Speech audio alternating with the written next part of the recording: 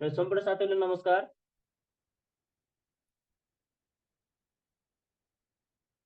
सुरु गरौँ है। हामीले हिजो चाहिँ यो नेपालको अन्तरिम संविधान 2063 पढेका थियौँ। आज हामी नयाँ नेपालको संविधानको बारेमा पढ्छौँ। आज नभइने पनि सक्छ। पहिला मेटाइदिए हिजो हामीले यो नेपालको संवैधानिक विकास क्रमको बारेमा पढेका हौँ। यो लेखेको कुरा तपाईँले याद गर्नु होला।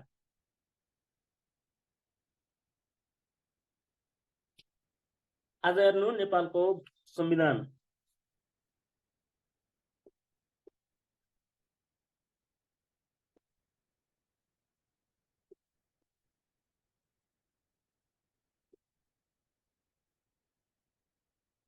संविधान भन्ने कुरा चाहिँ तपाईँलाई यो लोकसेवा आयोगको लागि हो। तपाईँले चाहिँ यसमा सम्पूर्ण कुरा जान्नुपर्छ। जिकेमा पनि त्यत्तिकै धेरै महत्त्वपूर्ण छ र हाम्रो यो रिटर्न पेपरमा पनि यो महत्त्वपूर्ण छ। यो नेपालको संविधान तपाईँले केही कुरा आइहाल्यो भने पाठ्यक्रमसँग सम्बन्धित केही कुरा संविधानमा के व्यवस्था छ त्यो पनि जान्नुपर्छ। अब हेरौँ यो जिकेको लागि। पहिला जिकेको लागि के महत्त्वपूर्ण छ भन्ने कुरा। यो नाम नेपालको संविधान है। यो जारी मिति जान्नु। पहिला यसको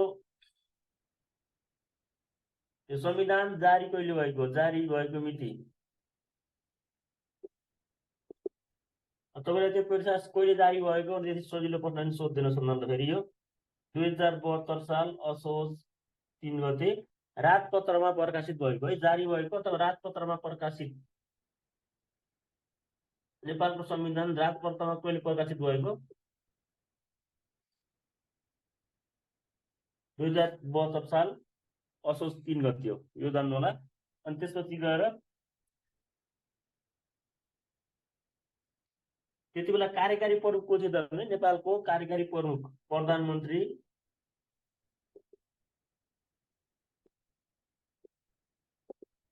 त्यसपछि गएर तपाईले यसको मस्यौदा समितिको अध्यक्षको नाम पनि जान्नु। मस्यौदा समितिको अध्यक्ष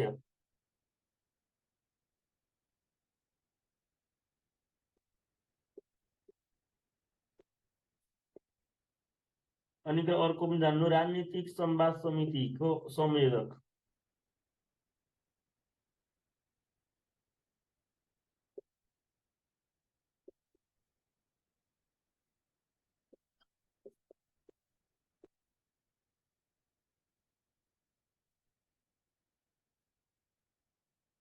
त्यति बेला प्रधानमन्त्री थिए। अनि सभामुख पनि जान्नु। सभामुख को थिए? सभामुख भन्दा नि सभा अध्यक्ष।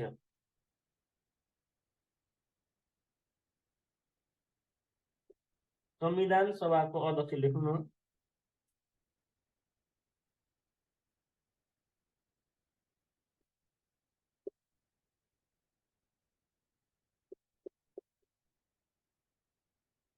प्रधानमन्त्री भनेको सुशील।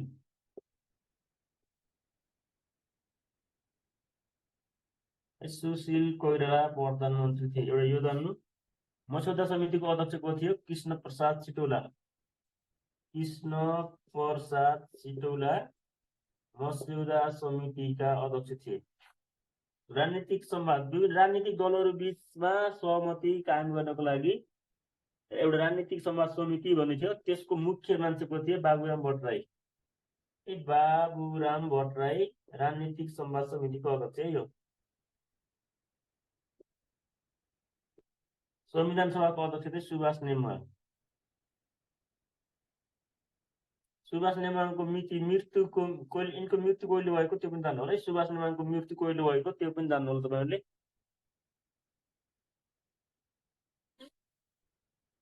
संविधान सभाबाट नेपालमा संविधान सभाबाट बनाइएको पहिलो संविधान हो नेपालको संविधान। 2072 भन्ने चलन छैन। नेपालको संविधान मात्र जान्नु। यो एउटा थोरी हो। अब अर्को त यसको संशोधन। अहिले यो संविधान दुई पटक संशोधन भइसकेको छ। एउटा 2072 सालको फागुन 30 गते भएको, अर्को 2077 सालको असार 4 गते संविधानको संशोधन भएको। यसलाई म मेटाइदिएँ। यो यिनी कुराहरू तपाईले जहाँ पनि पढ्न पाउनुहुन्छ। अब अर्को हेर्नु। यसको पहिलो संशोधन, संविधानको पहिलो संशोधन, नेपालको संविधानको पहिलो संशोधन पहिलो संशोधन 2072 फागुन 16 गते भएको हो। यो धारा धारा 42 सामाजिक न्यायको हक छ। धारा 84 में प्रतिनिधि सभाको गठन अनि गरी धारा 286 निर्वाचन क्षेत्र निर्धारण आयोग है। यो सामाजिक न्याय यसको त धारा 42 सामाजिक न्यायको हक छ। यो यसमा प्रतिनिधि सभा, यसमा निर्वाचन क्षेत्र, म सर्टकटमा लेख्दिएँ, यो निर्धारण आयोग। यो तपाईँले जान्नु होला कुन कुन धारा संशोधन भएका हुन् भनेर।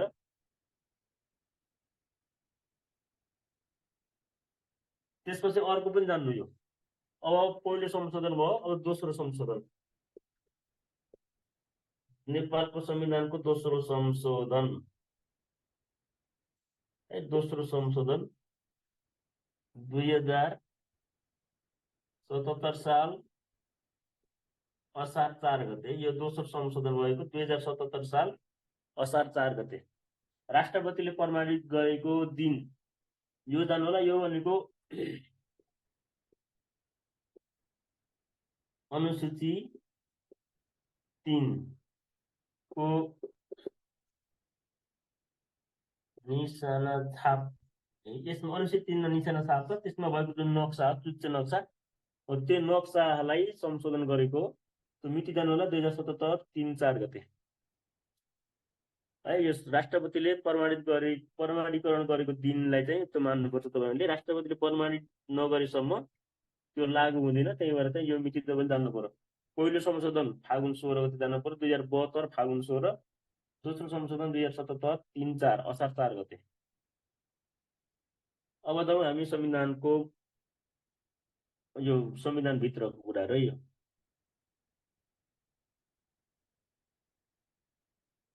एकदमै सोध्ने मात्र हामी पढ्छौँ है। त्यो नचाहिने कुरा चाहिँ पढिदिदैन संविधानको पनि।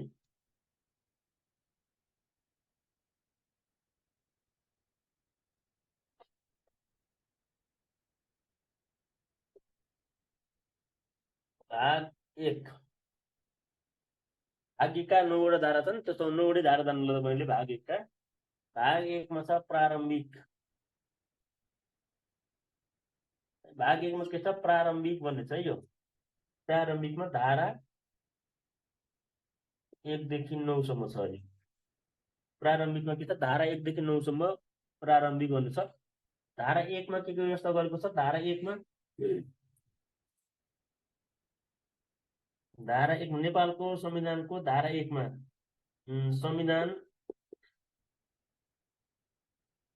संविधान नेपालको मूल कानुन सबै लेखिने कानुन।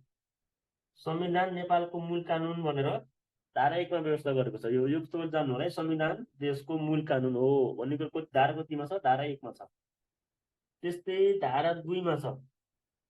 यो तपाईले फेरि याद गर्नु, या तपाईले त्यहाँ नलेखे पनि हुन्छ। यो लेख्नु पर्दैन, यो बुकमा छ। यो चाहिँ तपाईले संविधान भनेको तपाईको जे कुरा पनि पढ्दाखेरि संविधान तपाईको साथमा हुनुपर्छ के। यो नेपालको संविधान तपाईको साथमा एकातिर बुक एकातिर संविधान हुनुपर्छ। यो है, त्यो त्यही ख्याल गर्नु होला। संविधान नभइकन हुन्न। यो तपाईले भने यहाँ यो धारा यो भाग पढ्नु मात्र भन्दै गए पनि हुन्थ्यो। ठिकै छ, तपाईले लेखेर पनि केही बिग्दैन। धारा 1 मा संविधान देशको मूल कानुन। यो देशको पनि लेख्नु, किन छुटाउने हो। अनि गएर 2 मा लेख्नु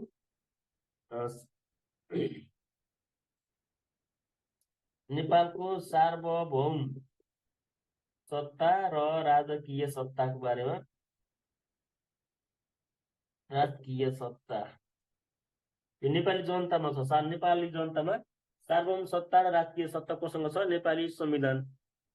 बल्लर आयो भने एकछिन है, बल्लर आयो नमिलाउँछ साथीहरु, पर्खनु। यहाँ बल्लर आयो भन्ने कुरा आयो, हेरौँ है एकछिन है साथी।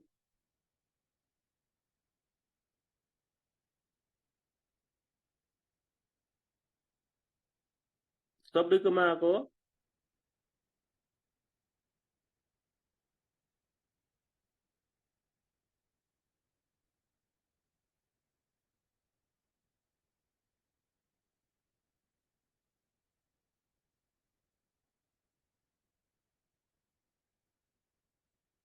ल है यो। त्यसपछि गएर धारा 3 पनि लेख्नु। धारा 3मा के को व्यवस्था गरेको छ भने धारा 3मा तपाईँलाई यो धारा 3 र धारा 4 यो जिकेको लागि मात्र होइन कि तपाईँलाई यो रिटर्न पेपरमा पनि सोध्छ। राष्ट्र र राज्य नेपालको संविधान अनुसार राष्ट्र र राज्य भन्नाले के भन्नुहुन्छ भन्दा यो 3मा राष्ट्र भन्ने छ। तपाईँले संविधान हेरेर राष्ट्रको बारेमा के भनेको छ त्यो लेख्नु पर्यो। तपाईँले पढ्नु है यो संविधानमा राष्ट्रको बारेमा के राजकीय सत्ता भनेको चाहिँ राज्य चलाउने यो सत्ता हो। यो राज्य शक्ति भनेको है यो राजकीय सत्ता भनेको राज्य शक्ति हो। स्रोत चाहिँ को जनता हो भनेको यो सार्वभौम सत्ता सोभरेनिटी र जुन जुन कार्यकारी अधिकार जुन स्रोत हो राजकीय सत्ताको स्रोत चाहिँ नेपाली जनता हुन् भनेको बुझ्नु। राष्ट्रको व्यवस्था राष्ट्र भन्नाले के बुझिन्छ भने धारा 3 पढ्नु है यो। अनि धारा 4मा राज्य राज्य नेपाल कस्तो राज्य हो तो संविधानमा हेर्नु त पहिले यो राज्यको बारेमा जो लामो हुन्छ मैले लामो लेखेँ त्यस्तो यहाँ व्याख्या मैले गरिनँ। राष्ट्रको बारेमा धारा 3 छ राज्यको बारेमा धारा 4मा छ। अनि धारा 5मा राष्ट्रिय हित छ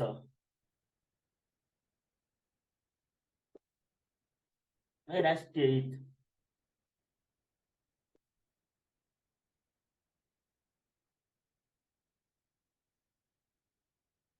छमा राष्ट्रभाषा नेपालमा बोलिने सम्पूर्ण भाषाहरू राष्ट्रभाषा हुन्। त्यो जान्दै पहिले चाहिँ 2047 सालको संविधानसम्म देवनागरीमा जुन लिपि हो त्यसमा लेखिने नेपाली भाषा चाहिँ नेपालको राष्ट्रभाषा हुनेछ र नेपालमा बोलिने अन्य भाषाहरू चाहिँ राष्ट्रिय भाषा हुनेछन् भनेको थियो।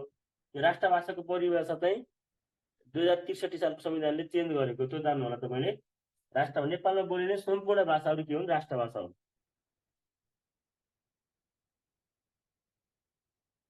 त्यसपछि गएर धारा 7मा हेर्नु।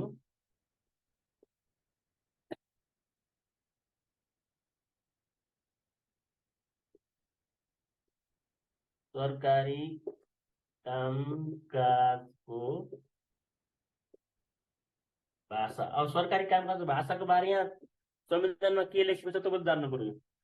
यो नेपाली हो भइहाल्यो र प्रदेशले फेरि के गर्न सक्छ राष्ट्रभाषा हो कि राष्ट्रभाषाको चाहिँ नेपालमा बोलिने सम्पूर्ण भाषाहरू नेपालका राष्ट्रभाषा हुन् भने जान्नु। यसभन्दा अगाडिको यो 2063 सालको संविधानभन्दा पहिलाका जुन संविधानहरू थिए 47 सालकासम्म संविधानले चाहिँ राष्ट्रभाषा भनेर 15 सालको संविधानले घोषणा गरेको हो।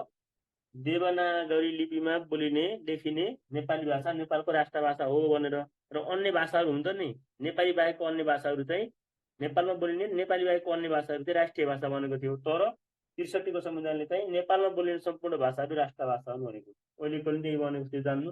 सरकारी कामकाजको भाषा है यो जान्नु ल। अनि प्रदेशले चाहिँ प्रदेशको पहिचान झल्काउने भाषा छुट्टै भाषाहरू पनि त्यसले तोक्न सक्छ प्रदेशले है त्यो पनि जान्नु तपाईँले।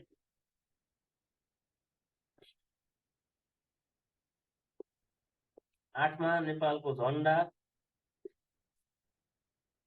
9मा नेपालको राष्ट्रिय गान। मैले सर्टकटमा लेखिदिएको छ यो राष्ट्रिय गानको व्यवस्था गरेको छ धारा 9मा। ल यो प्रारम्भिक भयो यसलाई म मेटाइदिएँ हेर्नु पर्यो।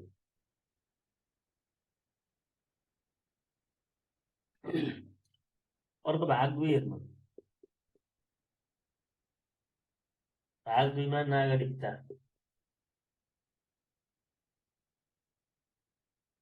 मैले तपाईँले संविधानको मतलब नागरिकता ऐनको बारेमा तपाईँले पढ्नु होला। यो भर्खरै नागरिकता ऐन पनि राष्ट्रपतिले प्रमाणीकरण गरेका छन् त्यो मिति पनि जान्नु होला तपाईँहरूले। नागरिकता हेर्नु यो भाग 2मा नागरिकताको व्यवस्था गरेको छ यो। अब तपाईँले यसमा चाहिँ धारा 10 देखि 15 सम्म नागरिकताको व्यवस्था गरेको छ। यो संविधानको धारा 10 देखि 15 सम्म तपाईँले पढ्नु होला। सम्पूर्ण धारा पढ्नु पर्दैन तपाईँले एउटा धारा 10 जान्नु। एउटा धारा 10मा प्रादेशिक पहिचान सहितको प्रादेशिक पहिचान सहितको एकल संघीय नागरिकता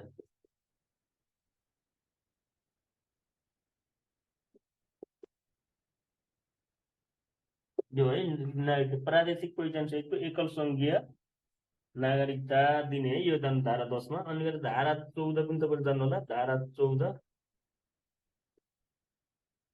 धारा 14 भनेको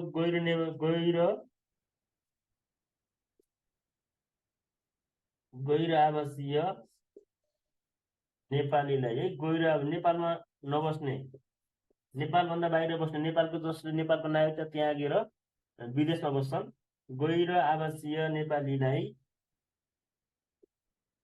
आर्थिक सामाजिक र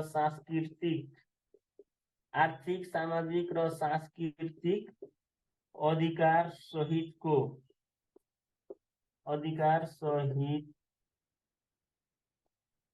नागरिकता दिने है।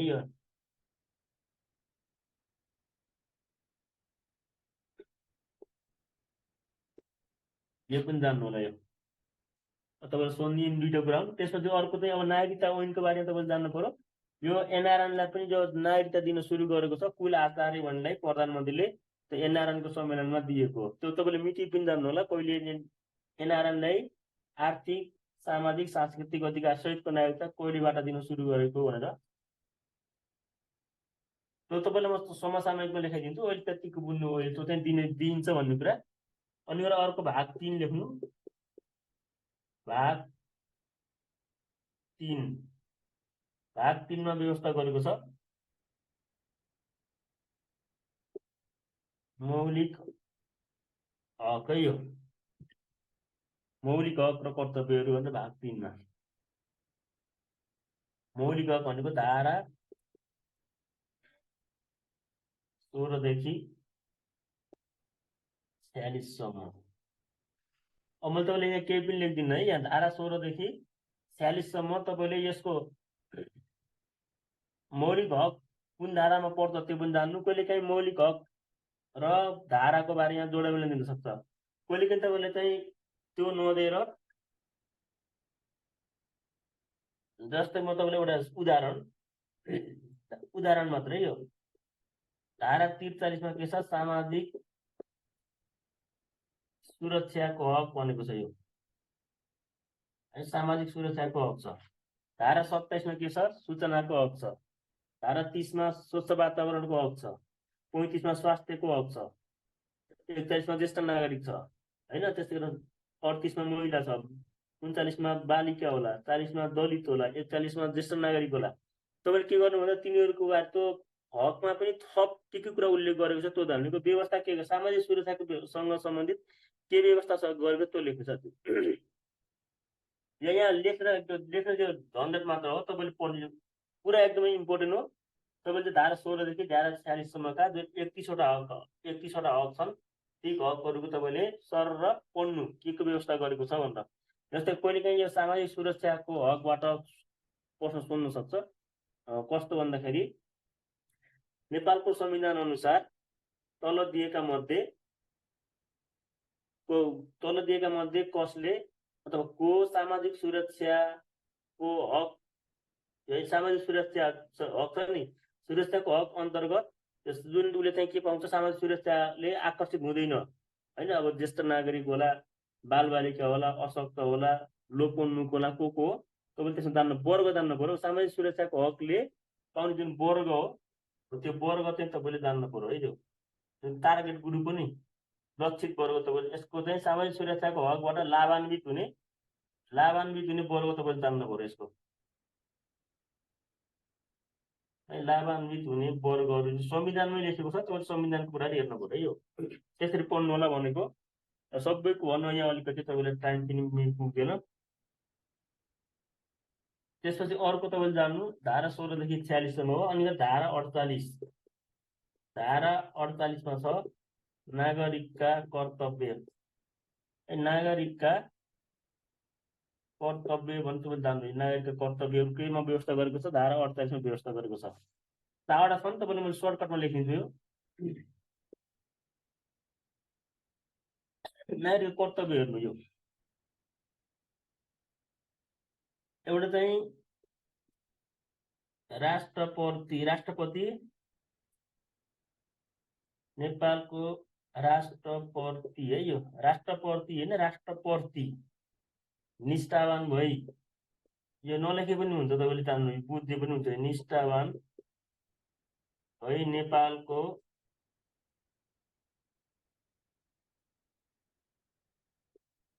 सार्वभौम सत्ता, नेपालको सार्वभौम सत्ता र अखण्डताको रक्षा गर्ने, अखण्डताको रक्षा गर्नु एउटा के हो, कर्तव्य हो, नागरिकको कर्तव्य। या सोध्छ तपाईँले चाहिँ कुन होइन तल मध्ये कुन नागरिक नेपालको संविधान अनुसार नागरिकका कर्तव्य कुन हो कुन होइन पनि सोध्छ। कुन होइन हो भन्दा पनि कुन होइन भनेर सोध्छ तपाईँले। चारवटा मध्ये कुन एउटा नहुन सक्छ, तपाईँले ठिक लगाउनु पर्यो। अनि 2 नम्बरमा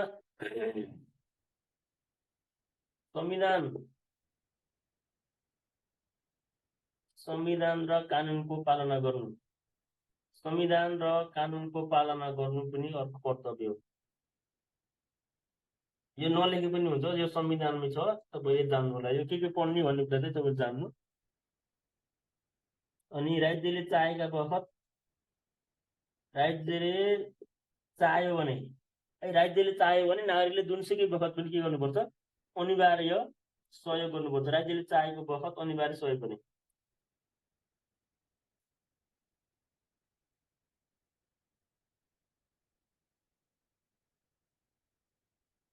यो पनि नागरिकको कर्तव्य हो। अनि अर्को चाहिँ राष्ट्रको सम्पत्ति को सुरक्षा र संरक्षण गर्ने। यो राष्ट्र भन्दा पनि सार्वजनिक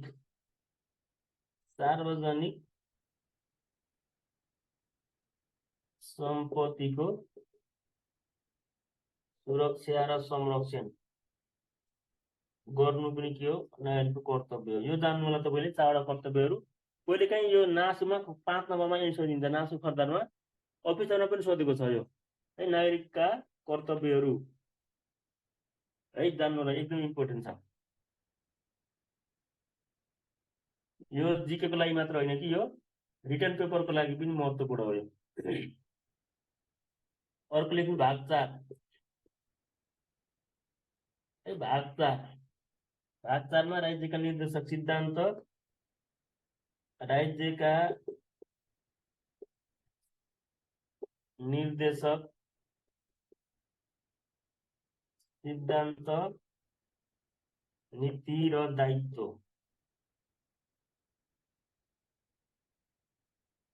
यो भनेको धारा 49 देखि धारा 55 सम्म व्यवस्था गरेको छ। यो निर्देशक सिद्धान्त, नीति र दायित्व है। यो हेरौँ न, यो तपाईँले जान्नु। यो धारा 49 मा, धारा 49 मा राज्यका मार्ग निर्देशकको रूपमा यिनी जुन राज्यका निर्देशक सिद्धान्तहरू, नीति र दायित्व हो, यो चाहिँ के हुन्छन्, यो राज्यको लागि मार्ग निर्देशकको रूपमा रहने, मार्ग निर्देशकको रूपमा रहने है। हेर्नु यो यस्ता राज्यका निर्देशक सिद्धान्त, नीति, दायित्व यिनको उल्लङ्घन भयो भने अदालतमा प्रश्न उठाउन पाइन्न है। फेरि यो कुरा पनि जान्नु, यो मौलिक हक जस्तो होइन। यो यिनको हनन भयो भने यो अदालतमा प्रश्न उठाउन पाइँदैन। यो चाहिँ राज्यले आफ्नो क्षमता अनुसार यिनीहरूले के गरिरहेको छ, आत्मसात गर्दै जान्छ, यो अवलम्बन गर्दै जाने हो। यिनी भनेको यो जस्तै मौलिक हकहरू छन्, मौलिक हकहरू यिनी राज्यका निर्देशक सिद्धान्त, नीति, दायित्वमा नै डिपेन्ड गर्छन्।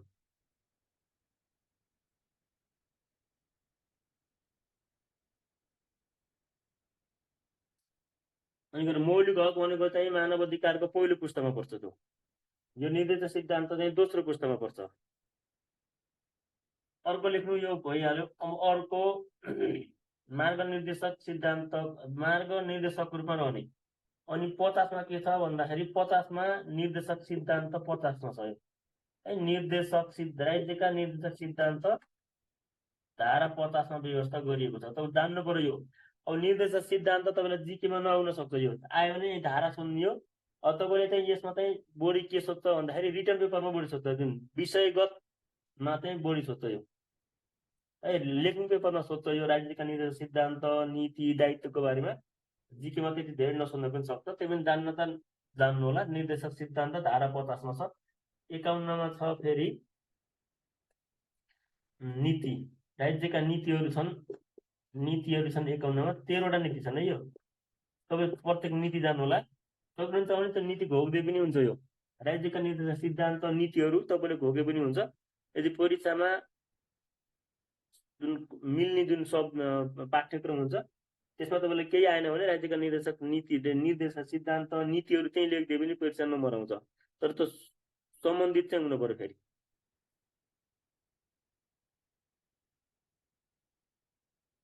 अनि 52 मा दायित्व है। यो 52 मा दायित्व, राज्यका दायित्वहरू छन् यसमा। अब अरू तपाईँ यसमा यति छोडिदिनु। अन्य कुरा 53, 54, 55 कुन हेर्नु, त्यो चाहिँ जिकेलाई भन्दा पनि त्यो सोध्ने भनेको बढी लेख्ने प्रभुलाई बढी सोध्छ। अब अर्को सबैभन्दा महत्त्वपूर्ण हेर्नु भाग 5।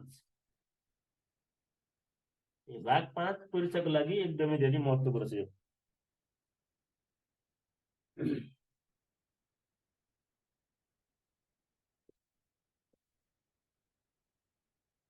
राज्यको संरचना र राज्य शक्तिको बाँडफाँड। यो सङ्घीयता भन्यो भने तपाईँले यो भाग चाहिँ भुल्न भएन। सङ्घीयताको बारेमा लेख्न आयो भने तपाईँले यो भाग चाहिँ छुटाउनु हुँदैन। यो राज्यको संरचना र राज्य शक्तिको बाँडफाँड, यो धारा 56 देखि 60 सम्म व्यवस्था गरेको छ। राज्यको संरचना र राज्य शक्तिको बाँडफाँडको बारेमा धारा 56, 57, 58, 59, 60 तपाईँ जान्नु पर्यो। परीक्षा सोध्छ, एकदमै इम्पोर्टेन्ट हो। यो जिकेमा पनि सोध्छ, लेख्ने पेपरमा त अब जुन सङ्घीयतासँग आयो भने तपाईँले यो कुरा लेख छुटाउनु हुँदैन। यो अब हेर्नु धारा 56 मा। धारा 56 मा राज्यको संरचना के छ? म तपाईँले सर्टकटमा लेखिन्छ, सङ्घ, प्रदेश र स्थानीय है गरी 3 तहको छ है नेपालको। म तपाईँले सर्टकटमा लेखिदिएको म। यो ठ्याक्कै संविधानमा जे छ त्यो कुरा भन्दा टिम हो। यो सङ्घ, प्रदेश, स्थानीय गरी 3 तहको राज्य संरचना छ नेपालको। त्यसपछि गएर भाग 57 मा के छ? राज्य शक्तिको बाँडफाँड।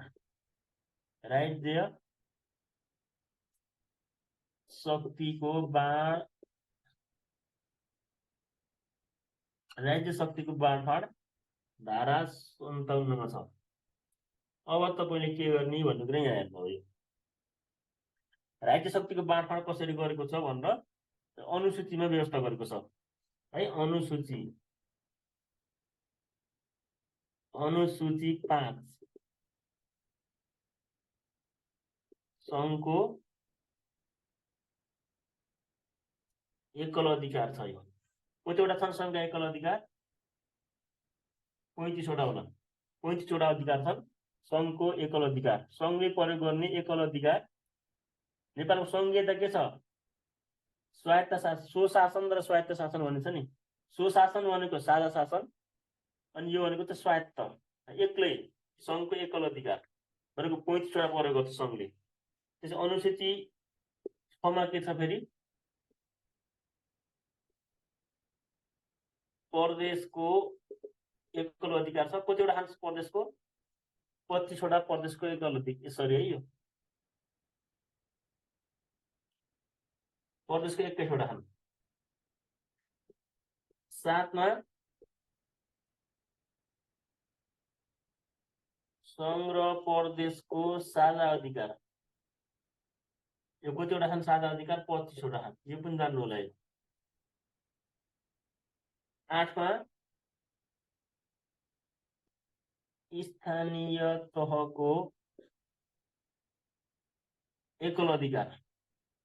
यो 22 वटा खान्छ। अनि 9 मा सङ्घ, प्रदेश र स्थानीयको साझा अधिकार।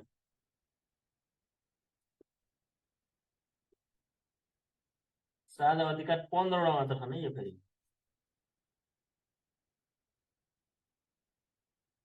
ल कसरी अभ्यास गर्छ भनेको तपाईँले जान्नु होला। यो एकदमै इम्पोर्टेन्ट हो यो परीक्षाको लागि। तपाईँ परीक्षामा कहिले काहीँ के सोध्छ, जोडा मिलाउन दिन सक्छ यो। सङ्घको एकल अधिकार, प्रदेशीय एकल अधिकार, अनि साझा अधिकार, स्थानीय तहको एकल अधिकार एकातिर दिएर अर्कोतिर चाहिँ केही अधिकारहरू दिन्छ अर्कोपट्टि, अनि तपाईँले जोडा मिलाउनु पर्छ यो।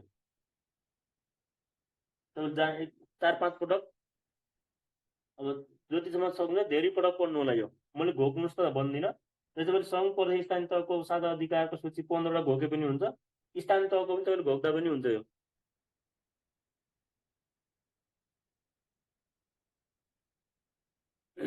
ल यो भयो है अनुसूची 5 राज्य शक्तिको बाँडफाँड। अब अर्को हेर्नु धारा 58।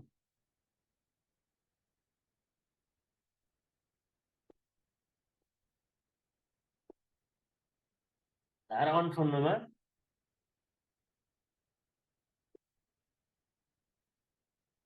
अवशिष्ट अधिकार,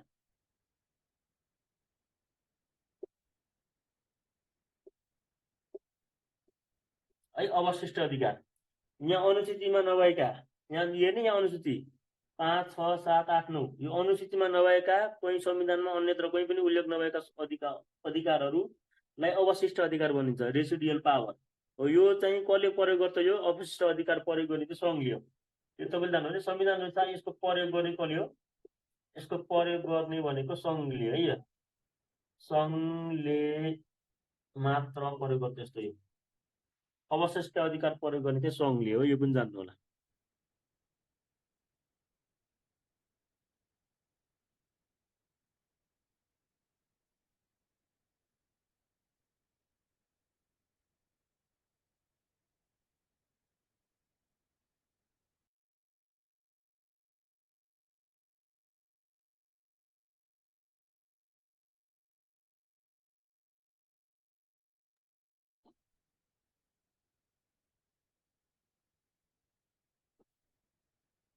यसलाई मेटाइदिए है यो।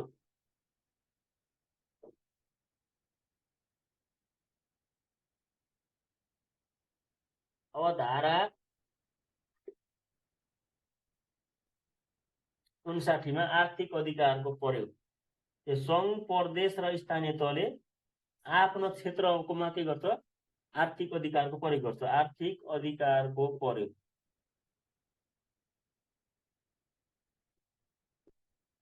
यो गर्नाले आर्थिक अधिकारको प्रयोग। त्यस्तै गरेर धारा 60मा के छ,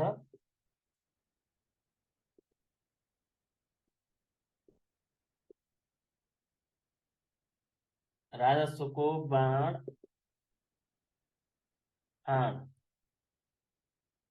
राजस्वको बाँडफाँड परीक्षाको लागि यो पनि एकदम इम्पोर्टेन्ट, राजस्वको बाँडफाँड।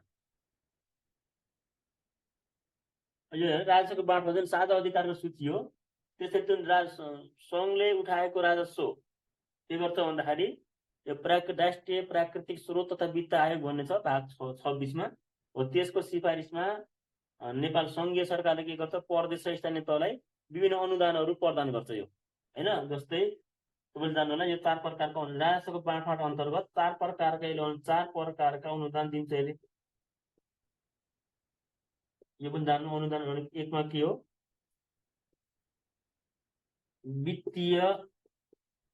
वित्तीय समानीकरण।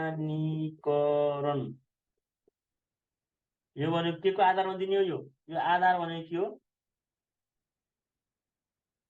खर्चको आवश्यकता र राजस्वको क्षमता। तपाईँले प्रश्न सोध्न सक्छ, यो सङ्घीय सरकारले प्रदेश र स्थानीय तहलाई वित्तीय समानीकरण अनुदान के को आधारमा दिन्छ, यो जान्नु होला। खर्चको तत्छ प्रदेश र स्थानीय तहको खर्चको आवश्यकता र राजस्वको क्षमताको आधारमा के गर्छ, वित्तीय समानीकरण अनुदान हस्तान्तरण गर्छ सङ्घीय सरकारले। यो कसले, सङ्घले है। यो सङ्घले प्रदेश स्थानीय तहलाई, यो जान्नुहोस्। तपाईँ धारा 60 हेऱ्यो भयो, परीक्षा सोध्ने कुरा मात्र मैले लेखाइदिएको हो। यो अरू अनुदान पनि छन्। अरू अनुदान भनेको चाहिँ एउटा यो वित्तीय समानीकरण भयो, यो वित्तीय समानीकरण पहिलो। यो अर्को चाहिँ समपूरक समपूरक अनुदान, त्यसपछि गएर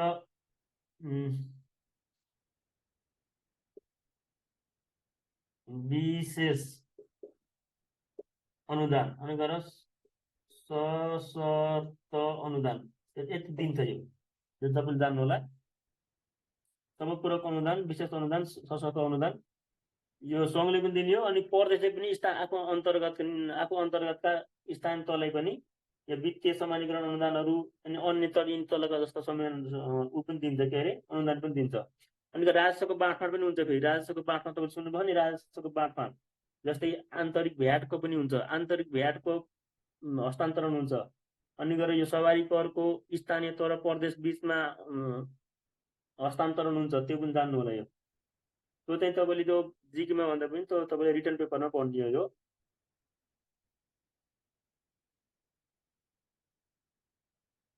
यसलाई म मेटाइदिएँ, परीक्षाको लागि इम्पोर्टेन्ट छ यो भाग पनि सक्यो। अर्को हेर्नु भाग 6। भाग 6 मा राष्ट्रपति र उपराष्ट्रपति, राष्ट्रपति र उपराष्ट्रपति हेर्नु, यसलाई म मेटाइदिएँ। यसको यो धारा 61 देखि 73 सम्म राष्ट्रपति र उपराष्ट्रपतिको बारेमा धारा 61 देखि 63 सम्म व्यवस्था गरेको छ। तपाईँले अब यसमा तपाईँले पढ्दाखेरि चाहिँ अब प्रत्येक धारा 61 देखि 63 सम्म सबै पढ्नु पर्दैन। राष्ट्रपतिको योग्यताहरू तपाईँले पढ्नु होला। योग्यता भने के हो? राष्ट्रपति हुनको लागि सङ्घीय संसदको सदस्य बन्न चाहिने योग्यता चाहिन्छ। अनि कुनै पनि कानुनले अयोग्य नभएको व्यक्ति र 45 वर्ष उमेर भएको व्यक्ति चाहिँ राष्ट्रपति र उपराष्ट्रपति हुन सक्छ नेपालमा। तीनवटा कुरा जान्नु होला योग्यतामा। म तपाईँलाई यो धारा सारा केही लेखिन, पहिला एउटा निर्वाचन लेख्नु, राष्ट्रपतिको निर्वाचन है, राष्ट्रपतिको निर्वाचन लेख्नु। पहिला निर्वाचन एउटा के हुन्छ? निर्वाचक मण्डल हुन्छ। एउटा राष्ट्रपतिको निर्वाचन गर्न एउटा निर्वाचक मण्डल हुन्छ। त्यो निर्वाचक मण्डलमा को सहभागी हुन्छन् भन्दाखेरि सङ्घीय संसद भनेको राष्ट्रिय सभाका पनि हुन्छन्, प्रतिनिधि सभाका पनि हुन्छन्। त्यसपछि गएर प्रदेश सभाका सांसदहरू चाहिँ निर्वाचक मण्डलमा रहेका हुन्छन्। निर्वाचन हुँदैन यो सङ्घीय सांसद र प्रदेश सांसद भएको निर्वाचन मण्डलले राष्ट्रपतिको निर्वाचन गराउँछ। राष्ट्रपतिमा निर्वाचनमा भाग लिँदैन यिनीहरूले है, मण्डलले निर्वाचनमा भाग लिने। जान्नु, जुन सङ्घीय संसद हो यसको सङ्घीय संसदको मतभार है, सङ्घीय संसदको मतभार भनेको एक सांसद बराबर 79 हो। सङ्घीय सांसदको मतभार प्रति सांसद 79 हो। प्रदेश सांसदको मतभार प्रति सांसद कति हो? यो भन्दै मतभार चाहिँ 48 हो। यो पनि जान्नु होला। यो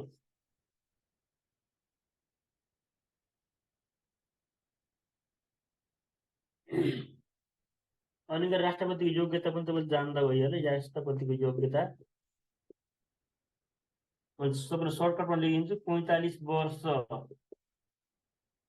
वर्ष पुगेको हुनु पर्यो, कम्तीमा पनि 45 वर्षको हुनु पर्यो।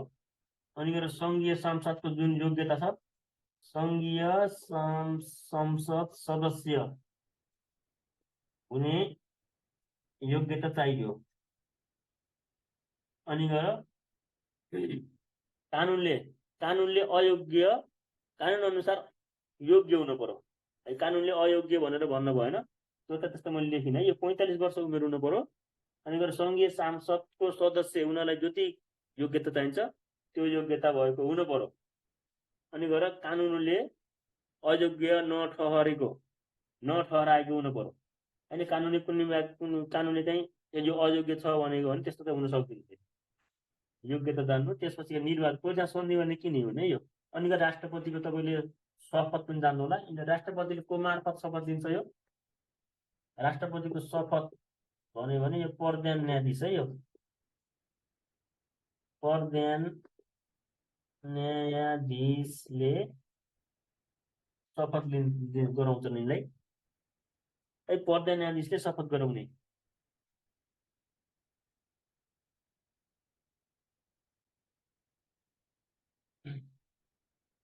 ल यो राष्ट्रपतिको भयो। म यसलाई मेटाइदिएँ।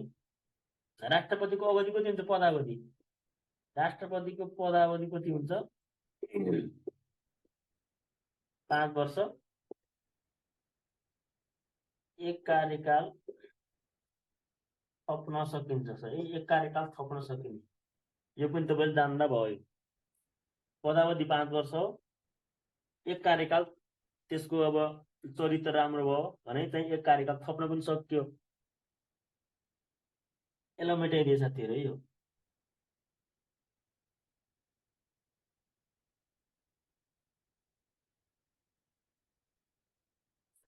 अब राष्ट्रपतिको चाहिँ हेरौँ अर्को भाग 7 मा।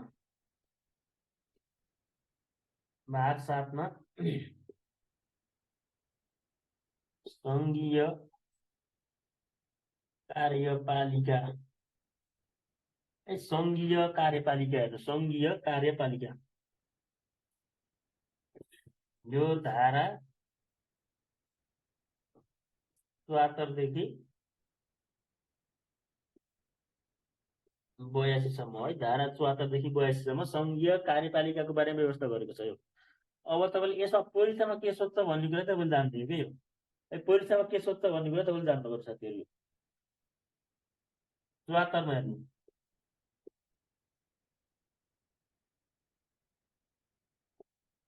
नेपालको शासकीय स्वरूप यो जान्नुलाई अब तपाईँले यहाँ मैले थोरै लेखिदिन्छु। नेपालको शासकीय स्वरूप कस्तो छ भन्नु। कहिलेकाहीँ तपाईँले चाहिँ 5 नम्बर पनि आउँछ यो। ल नासु पर्दा अफिसरमा त यस्तो सोध्दैन। पर्दा नासुमा त यो 5 नम्बर नै आउन सक्छ। यो म तपाईँलाई सर्टकटमा लेखिदिन्छु। यो बहुलवादमा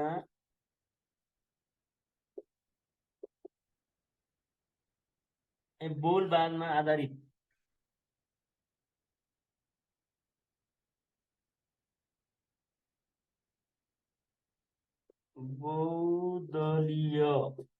बहुदलमा आधारित बहुदलीय प्रतिस्पर्धात्मक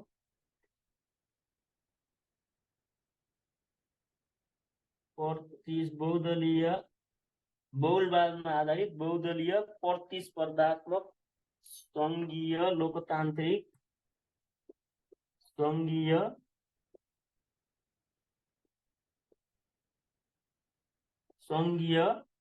लोकतान्त्रिक गणतन्त्रात्मक संसदीय शासन व्यवस्था है। संघीय लोकतान्त्रिक अनि गणतन्त्रात्मक संघीय लोकतान्त्रिक गणतन्त्रात्मक संसदीय शासन प्रणाली। यति कुरा तपाईँले जान्नु पर्यो है। हेर्नु शासकीय स्वरूपमा एउटा तपाईँले हेर्नु के कुरा छुटाउनु भएन। हेर्नु एउटा यो बहुलवाद भन्ने कुरा छुटाउनु भएन। बहुलवादमा आधारित। अर्को बहुदलीय प्रतिस्पर्धा भन्ने बहुदलीय प्रतिस्पर्धा संघीय लोकतान्त्रिक गणतन्त्रात्मक संसदीय शासन प्रणाली।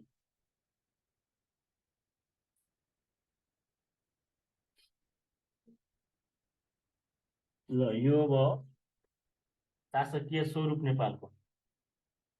अनि गएर धारा 75 मा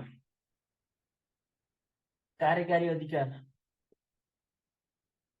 यो पनि परीक्षा तपाईँलाई जिकेमा छन् सक्छ। नेपालको संविधान अनुसार नेपालको कार्यकारी अधिकार कसमा निहित रहेको छ? नेपालको संविधान अनुसार कार्यकारी अधिकार कसमा निहित छ भन्यो भने यो केमा हो? यो मन्त्री परिषदमा। मन्त्री परिषदमा यो कार्यकारी अधिकार कसमा छ? मन्त्री परिषदमा निहित छ।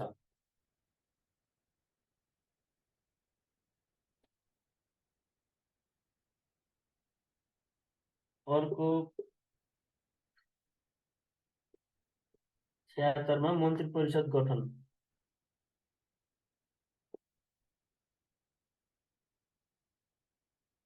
मन्त्री परिषद गठन जान्नु यो कसरी हुन्छ यो तपाईले संविधान पढ्नु अब अरूमा त अरू चाहिँ तपाईले पढ्नु यो है यो मैले जिकेमा आउने मात्र तपाईँले लेखेको यो सङ्घीय सांसदको सदस्य नभएको व्यक्ति पनि म तपाईँले लेखिदिन्छु यहाँ नोटमा सङ्घीय संसदको सदस्य नभएको व्यक्ति सङ्घीय संसदको सदस्य नभएको व्यक्ति बढीमा 6 महिना मन्त्री बन्न पाउँछ यो संविधानले नै व्यवस्था गरेको हो यो धारा 76 होइन फेरि यो धारा 77 मा आयो तपाईले जान्नु होला यो सङ्घीय संसदको सदस्य नभएको व्यक्ति पनि बढीमा 6 महिनासम्म मन्त्री हुन पाउँछ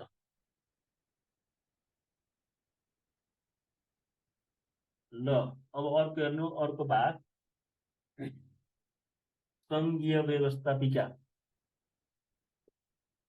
भाग 8 मा सङ्घीय व्यवस्थापिका सङ्घीय व्यवस्थापिका अब परीक्षामा त यसबाट धेरै सोध्छ सङ्घीय व्यवस्थापिकाबाट प्रतिनिधि सभा छ अर्को राष्ट्रिय सभा छ प्रतिनिधि सभाको गठन कसरी हुन्छ राष्ट्रिय सभाको गठन कसरी हुन्छ यो जान्नु पर्यो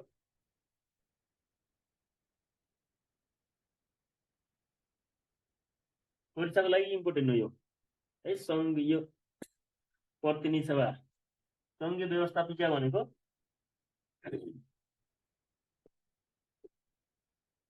धारा 84 हेर्नु यो धारा 84 मा के छ प्रतिनिधि सभा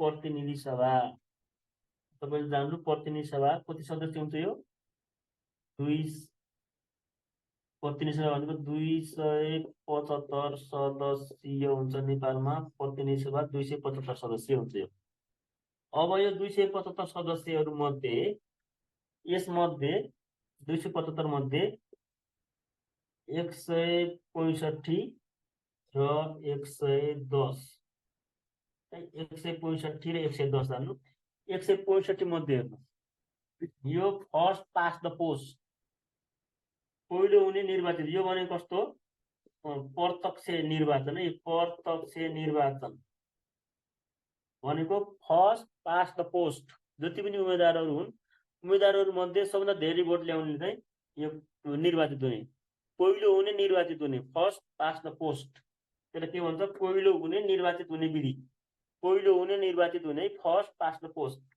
प्रत्यक्ष निर्वाचनबाट 165 जना अनि समानुपातिक प्रणालीबाट चाहिँ 110 जना निर्वाचित भएर 275 सदस्यीय हुन्छ यो अब यसमा समानुपातिक तपाईले के जान्नु भन्दा यसमा पढ्नु तपाईले धारा 84 पढ्नु धारा 84 मा यसमा महिला दलित आदिवासी जनजाति मधेसी मुस्लिम थारू त्यसपछि गएर थारू खसा तिनीहरूको जुन समानुपातिक सीट संख्या सुरक्षित हुन्छ तिनको है के को आधारमा जनसङ्ख्याको आधारमा यो प्रत्यक्ष निर्वाचन क्षेत्र छ नि यो चाहिँ जनसङ्ख्या र भूगोल जनसङ्ख्या र भूगोलको आधारमा निर्वाचन क्षेत्र निर्माण गरिन्छ यो के कारण 165 वटा निर्वाचन क्षेत्र केमा आधारमा हो जनसङ्ख्या र भूगोलको आधारमा 165 वटा निर्वाचन क्षेत्र यसैमा संशोधन गरेको के धारा 84 पहिलो संशोधनले अनि यो भनेको त यो भनेको त 110 जना हो 110 जना पनि नेपालले के गर्छ एउटा सिङ्गो देशलाई चाहिँ एउटा क्षेत्र मानेर राजनीतिक दलहरूले प्राप्त गरेको जुन मत हो त्यो मतको आधारमा चाहिँ यो सिट प्राप्त गर्छन् तिनीहरूले विजय प्राप्त गर्ने हो त्यो गर्दाखेरि के गर्नुपर्छ भन्दाखेरि यो पहिले यो बन्द सूची पेश गर्दै यो संविधानले नै तोकेको छ महिला दलित आदिवासी जनजाति मधेसी मुस्लिम थारू खस आर्यहरूलाई तिनीहरू सिट सुरक्षित गर्नुपर्छ कि यो हैन हो तपाईँले यो जान्नु होला। अनि गएर खस आरैमा को पर्छन् भने जान्नु होला, ब्राह्मण, क्षेत्री होइन, त्यसपछि गएर 10 नामी लगायतकाहरू त्यो खस आरैमा पर्छन्। त्यो संविधानमा चाहिँ तपाईँले हेर्नु होला है, यो समानुपातिकमा ककसको जो कोटै हुन्छ क्या यो, जस्तै महिला, तिनीहरूको जान्नु, महिला, दलित, आदिवासी जनजाति, थारू, मुस्लिम, मधेसी, पिछडिएको क्षेत्र, खस आर्य, पिछडिएको क्षेत्र पनि हो है, पिछडिएको क्षेत्र खस आर्य भन्नु। म सबै लेखिनँ, तपाईँ त्यो नोट संविधान हेर्नु होला एकचोटि। यो भयो प्रतिनिधि सभा। प्रतिनिधि सभा भनेको के हो? यसको अवधि 5 वर्षको हुन्छ है। प्रतिनिधि सभाको अवधि 5 वर्षको हुन्छ। यो प्रतिनिधि सभाको अवधि भनेको 5 वर्षको हुन्छ यो है। यसको अवधि भनेको 5 वर्ष। प्रतिनिधि सभाको अवधि भनेको 5 वर्ष हो। अब अर्को हेर्नु, राष्ट्रिय सभा।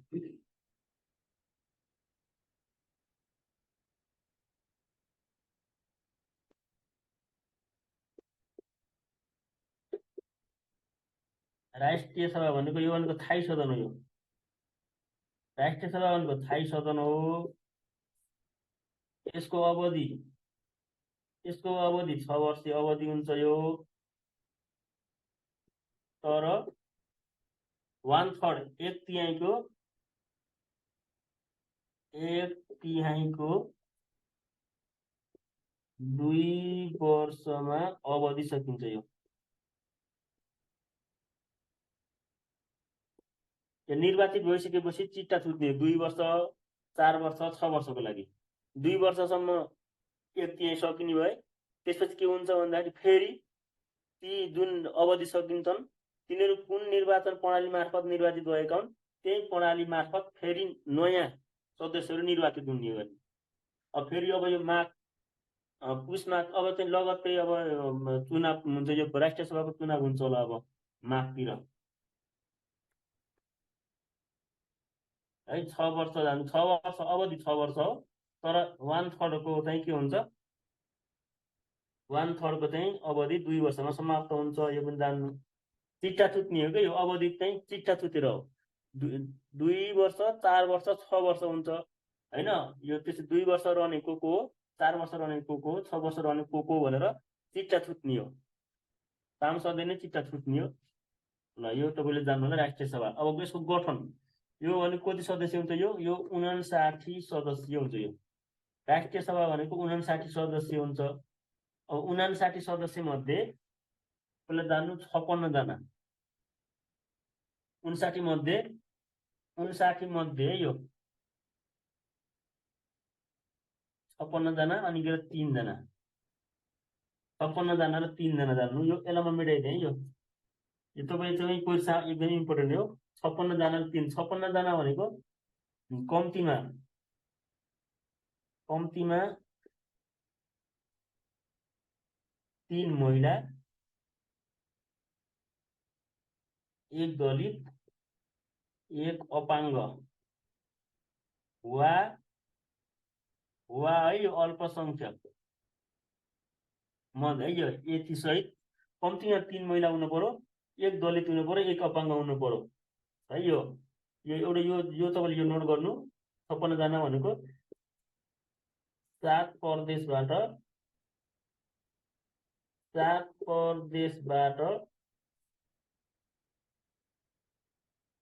8 जनाको दरले निर्वाचित हुने। यो निर्वाचन गर्नलाई फेरि एउटा के हुन्छ, निर्वाचक मण्डल हुन्छ। हामी यो निर्वाचक मण्डल अहिले म तपाईँलाई लेखाइदिन्छु। अहिले कम्ती हेर्नु, यो 7 प्रदेशबाट 8 जना भनेको 7 × 8 कति हो, 7 × 8 भनेको 56 भयो। यो जान्नु होला। यो 7 प्रदेशबाट 8 जनाको दरले 8 जना मध्ये, यो 8 जना मध्ये जुन 8 जना हो, 8 जना मध्ये कम्तीमा 3 जना महिला हुनु पर्यो, कम्तीमा 1 जना दलित हुनु पर्यो, कम्तीमा 1 जना अपाङ्ग वा अल्पसंख्यक हुनु पर्यो है। यो जान्नु एउटा कुरा। अनि गएर यो 3 जना चाहिँ के हो, मन्त्री परिषदको सिफारिसमा, मन्त्री परिषद भनेको सरकार है, मन्त्री परिषदको सिफारिसमा राष्ट्रपतिले मनोनित गरे 3 जना। अब जान्नु यसको निर्वाचक यसलाई म मेटाइदिएँ। यो तपाईँले जान्नु है। यो 7 प्रदेशबाट 8 जनाको दरले 56 जना, त 8 जना मध्ये चाहिँ 3 जना महिला हुनु पर्यो कम्तीमा, 1 जना दलित हुनै पर्यो, 1 जना अपाङ्ग नभई अल्पसंख्यक हुनै पर्यो। कि अपाङ्ग हुनु पर्यो कि अल्पसंख्यक हुनु पर्यो। यो पनि तपाईँले जान्नु होला, महिला कति हो, दलित कति हो, अपाङ्ग अथवा अल्पसंख्यक कति हो। 56 जना मध्ये यो। अब यो हेर्नु निर्वाचन मण्डल हेर्नु कस्तो हुन्छ भने, निर्वाचन मण्डल एउटा निर्वाचन मण्डल हुन्छ। निर्वाचन मण्डलमा भाग कसले लिन्छ भन्दाखेरि प्रदेश सांसदले, अनि गएर गाउँपालिकाका उपाध्यक्ष र अध्यक्ष, गाउँपालिकाका उपाध्यक्ष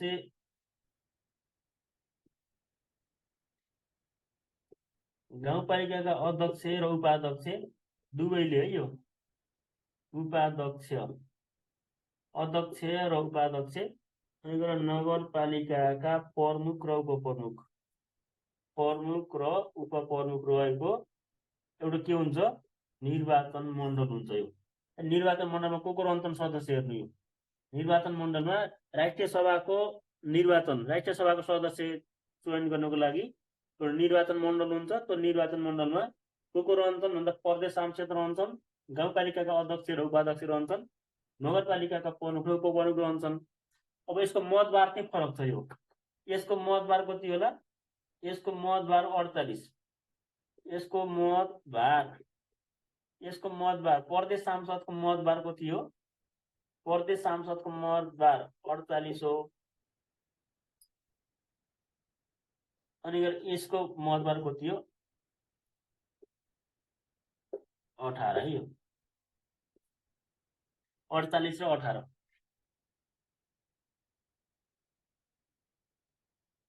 ल यो तपाईँले जान्नु होला, परीक्षाको लागि एकदमै इम्पोर्टेन्ट छ। यो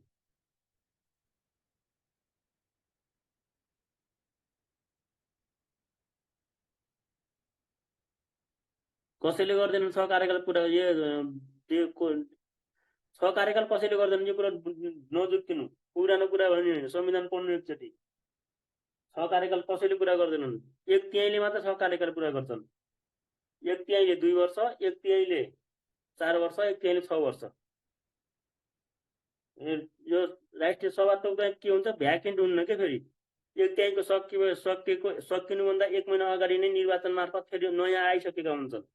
त्यो राष्ट्रिय सभा भ्याकेन्ट हुन्न, त्यो थाहै सघाउनु। तर 1/3 चाहिँ के हुन्छ, यो 1/3 चाहिँ 2 वर्षमा चेन्ज भइरहन्छ। त्यो जान्नु तपाईँले। संख्या 59 नै हुन्छ, तर मान्छे चाहिँ फरक हुन्छन् है। यो कुरा तपाईँ नबिर्सनु होला। यसलाई मेटाइदियो। राष्ट्रिय सभा र सङ्घीय व्यवस्थापिका पनि भयो। अब अर्को हेर्नु, सङ्घीय व्यवस्थापिका पछाडि सङ्घीय व्यवस्थापन कार्यविधि।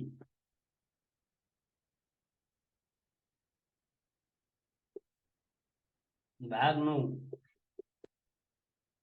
9 सङ्घीय व्यवस्थापन कार्यविधि है। यो भनेको चाहिँ सङ्घीय संसदमा कानुन बनाउने विधि हो। यो कानुन कसरी बनाउने, ऐन कसरी पारित गर्ने भनेर सङ्घीय व्यवस्थापन कार्यविधि भन्ने छ। यस्तो तपाईँले अब जिकेमा के सोध्यो, यो जिकेमा भन्दा पनि यो सोध्ने भनेको चाहिँ अफिसरको चौथो पेपरमा छ। यो अनि जिकेमा यसमा खासै धेरै सोध्दैन। तपाईँले सोधिहाल्यो भने एउटा के जान्नु भन्दाखेरि यो धारा छ 109 देखि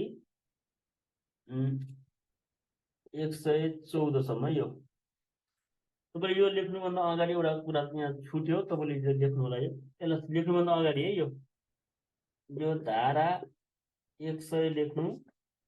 यो परीक्षाको जिकेलाई अलिकति इम्पोर्टेन्ट हो। यो विश्वासको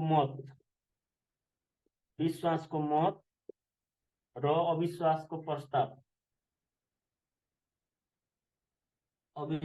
प्रस्ताव कतिमा छ, धारा 100 मा छ। विश्वासको मत भनेको प्रधानमन्त्रीले संसदमा विश्वासको मत लिनुपर्छ यो हैन। अथवा अविश्वासको प्रस्ताव, यो चाहिँ 2 वर्षसम्म चाहिँ प्रधानमन्त्री नियुक्त भएको 2 वर्षसम्म अविश्वासको प्रस्ताव पेश गर्न पाइन्न।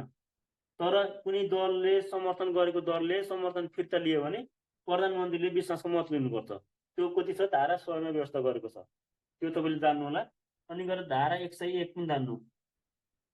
धारा 101 मा महाअभियोग, यो महाअभियोग छ धारा 101 मा महाअभियोगको व्यवस्था तपाईँले जान्नु। अब यो महाअभियोग को लाग्छ भनेर राष्ट्रपति र उपराष्ट्रपति महाअभियोग लाग्ने पदहरू। त्यसपछि गएर प्रधान न्यायाधीश र सर्वोच्च अदालतका न्यायाधीशहरू।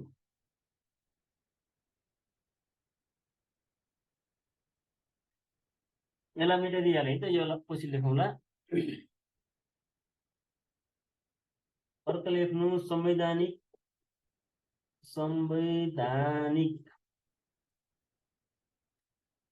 निकायका प्रमुख र सदस्यहरू। प्रमुख आयुक्त र अन्य आयुक्तहरू मैले तपाईँले चाहिँ यहाँ सर्टकटमा संवैधानिक निकायका पदाधिकारी है। त्यो किन निकाय लेख्ने आयोग लेख्नु, संवैधानिक आयोगका पदाधिकारी प्रमुख सहित है, प्रमुख आयुक्त सहितका पदाधिकारी हो। त्यसपछि गएर न्याय परिषदका सदस्यहरू, यो जान्नु होला। यिनीहरूले चाहिँ के हुन्छ महाअभियोग लाग्छ। न्याय परिषदमा अब कानुन मन्त्रीले त लाग्दैन, अरू लाग्छ है, यो पनि जान्नु होला। कसलाई यो महाअभियोग लाग्छ भन्ने कुरा एकदम इम्पोर्टेन्ट छ। तल दिएका मध्ये कसलाई महाअभियोग लाग्दछ। ल अब हेर्नु संघीय व्यवस्थापन कार्यविधि। अब हेर्नु अब भाग 9 संघीय व्यवस्थापन कार्यविधि। यो धारा 109 देखि 114 यो तपाईँले जान्नु होला। धारा 109 देखि 114 सम्म छ। यसमा एउटा तपाईँले जान्नु होला यो अर्थ विधेयक। यसमा एउटा अर्थ विधेयकको बारेमा लेखेको छ। यो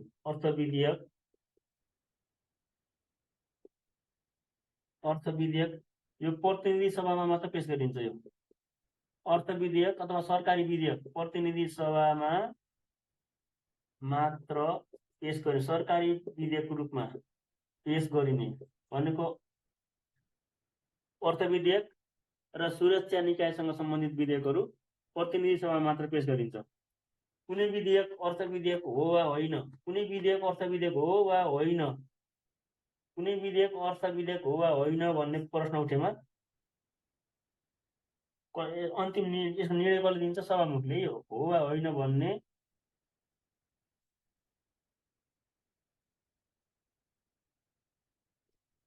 प्रश्न उठेमा सभामुखले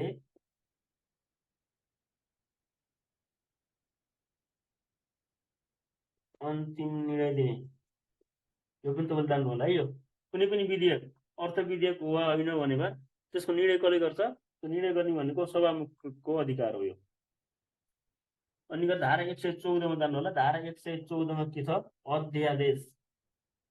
अध्यादेश धारा 114 मा छ है। यो अध्यादेश संविधानको धारा कतिमा छ? 114 मा अध्यादेशको व्यवस्था गरेको छ। अब यसभित्र चाहिँ अब यो विधेयक प्रस्तुत गर्ने विधि छ, त्यो तपाईँले एकचोटि पढ्नु होला। त्यो यो जिकेमा त्यस्तो सोध्दैन, जो सोधिहाल्यो भने लेख्ने प्रयोग गर्न सोध्ने। विधेयक प्रस्तुत गर्ने विधि र विधेयक पारित गर्ने विधि। ल यो भाग 9 भयो। अनि गएर भाग 10 आज लास्ट गरौँ। भाग 10 पढेर भाग 10 संघीय आर्थिक कार्य प्रणाली। यो धारा 115 देखि 125 सम्म। यो संघीय आर्थिक कार्य प्रणाली तपाईँले यो 15 देखि 25 सम्म कुन धारामा के को व्यवस्था गरेको छ त्यो सबै पढ्नु होला। तपाईँलाई अब यसमा जिकेमा सोधिहाल्यो भने तपाईँले सोध्ने एउटा जान्नु होला। म तपाईँलाई एउटा लेखिदिन्छु, राजस्व र व्यय। राजस्व र व्ययको अनुमान यो कतिमा छ? धारा 119 मा छ। यो कहिले हो? यो हरेक वर्ष जेठ 15 गते संघीय संसदमा कसले पेश गर्छ? यो अर्थमन्त्रीले पेश गर्ने हो।